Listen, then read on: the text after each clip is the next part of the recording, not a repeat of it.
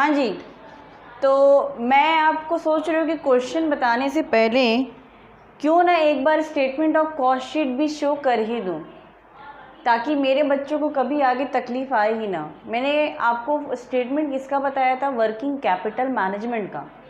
उसके बाद मैंने आपको बताया था कि कुछ वर्किंग नोट के तहत हम आगे बढ़ेंगे, है ना। हमने लिखा था ना closing stock of raw material, closing stock of WIP, तो वो कहाँ से कैलकुलेट होगा, कहाँ से आएगा? तो वो बेटे यहाँ से आता है, स्टेटमेंट ऑफ कॉस्ट शीट से। तो देखिए मैंने क्या लिखा है, statement of cost sheet. Please कोई बात नहीं करेगा, ध्यान से देखेंगे। एक बार आपने इसको समझ डाला तो आपकी लाइफ हाँ झिंगा लाला। तो statement of cost sheet, cost sheet में देखिए पहले मैंने लिखा है रॉ मटेरियल कंज्यूम्ड।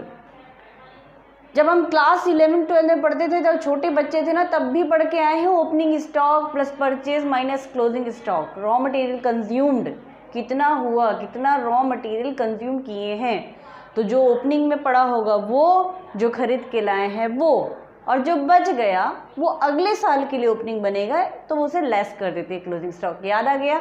हाँ मैम, ओके ठीक है जी। उसके बाद डायरेक्ट लेबर। हाँ बेटे, ये वही लेबर हैं जो मैंने आपको गंदा सा ड्राइंग बनाया था ना, तो उसमें बताया था कि वो लेबर जो है एक वहाँ पे खड़ा हुआ है, लेबर वहाँ से मटेरियल डाल रहा है आगे फैक्ट्री के लिए। याद आ रहा है? हाँ हाँ हाँ मैम, वो आपकी ड्राइंग याद आ गई हमको। तो ये वो है direct labour. Okay, direct expense मतलब हम बहुत अच्छे जानते हैं, गुड्स को बनाने तक जो भी एक्सपेंस होंगे वो क्या हो जाएगा?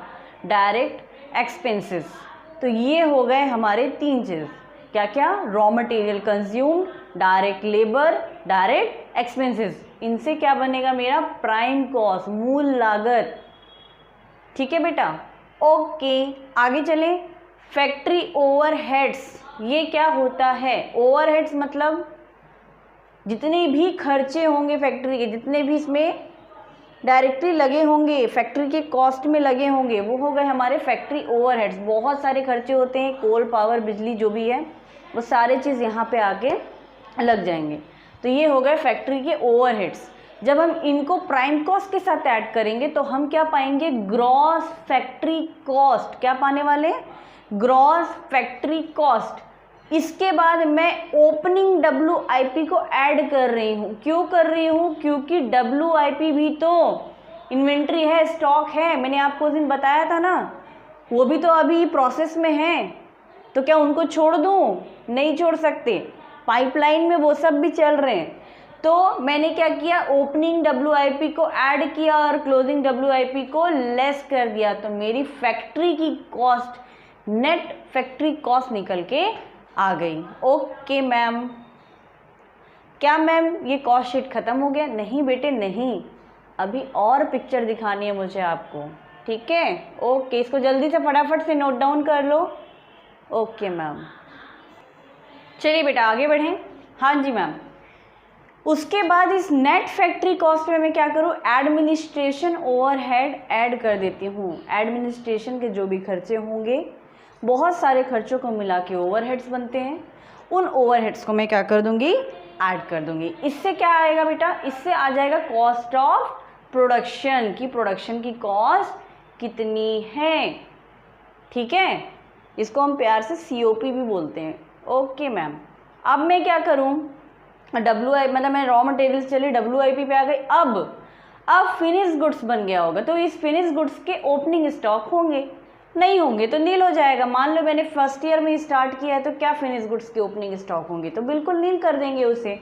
अगर हम काम कर रहे हैं और उसके बाद ओपनिंग स्टॉक बच के रखे होंगे, तो उसे क्या कर दूंगी? मैं ऐड कर दूंगी। तो टोटल क्या आ गया मेरा? Cost of good sold.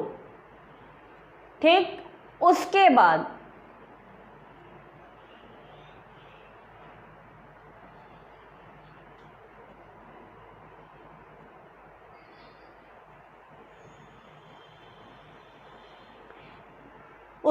आ जाते हैं हम, लेस कर देते हैं closing stock of finish goods. Finish goods को क्या कर दूं? मैं लेस कर देती हूँ। अब इसको बेचना भी तो है, तो बेचने के लिए एक डिपार्टमेंट बैठा होता है, सेलिंग एंड डिस्ट्रीब्यूशन डिपार्टमेंट, तो उनके भी खर्च होते हैं। तो सेलिंग एंड डिस्ट्रीब्यूशन डिपार्टमेंट के जो भी ओवरहेड्स होंगे उसे मैं ऐड कर दूंगी, तो मेरा टोटल कॉस्ट ऑफ सेल यानी कि COS निकल के आ जाएगा। और जब मैं बेचने जाती हूँ तो बट ऑब्वियस है कि मैं प्रॉफिट ऐड करके बेचूंगी, तो क्या आ जाएगा मेरा, सेल्स आ जाएगा। यही तो कॉस्ट शीट है बेटा। आप ध्यान से देखें, हम रॉ मटेरियल से स्टार्ट किए और सेल पे आके ख़त्म हो रहे हैं, वहाँ तक के जो भी ब्यौरे थे वो कॉस्ट शीट में कवर हो जाते हैं।